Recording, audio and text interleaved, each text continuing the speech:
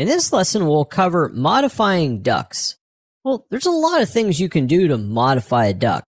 One is you could actually stretch the duct length or move the position of a duct.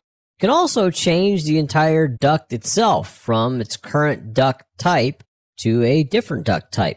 Well, let's look at that one for example. So the duct we want to change is basically everything blue on your screen. I'm going to window in the duct work itself by creating a window and dragging my mouse left to right. So everything in blue is surrounded. With everything in blue selected, I now see part of the ribbon on the very top right, giving me the various tools to look at, edit, modify, analyze the different types of the duct elements. Well, let's look in the Edit section. And we have three icons here in the Edit section: Justify, Change Type, and Reapply Type. Change Type will allow me to change the type of this duct system or a duct segment, depending on what you click, to something different. So let's go ahead and choose Change Type. This will display now the types that I can choose from within this current Revit project. Let's simply change this from mitered elbows taps to mitered elbows T's. When you select that, you'll notice that the actual Revit model itself, in this case for the duct system, changes. To deselect this, simply just click Modify in the upper left.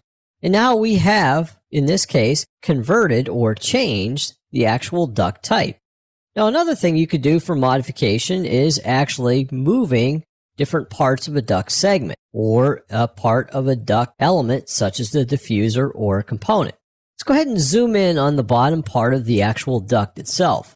Now, I could, if I wanted to, click on the right terminal for the air diffuser, and when I do that, I'll actually see one of my point controls, or connectors. If you mouse over that, you'll see a word drag, meaning you can simply just hold the left mouse button down and drag this element in a distance that you want from that actual current position. Then release. I can do the same thing for the ductwork as well. If I select the duct segment, I also have the actual connecting points that I can drag and reconnect, again with the point connection symbol, to the actual diffuser, or in this case, air terminal.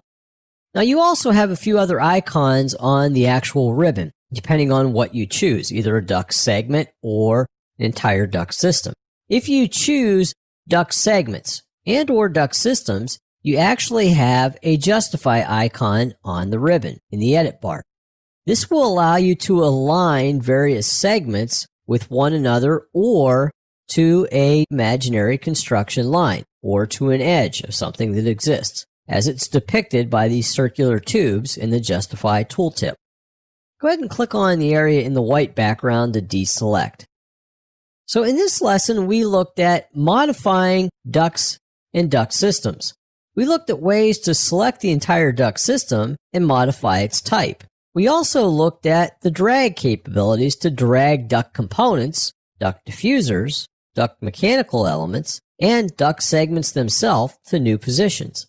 We also looked at ways to actually view and modify the actual duct elements.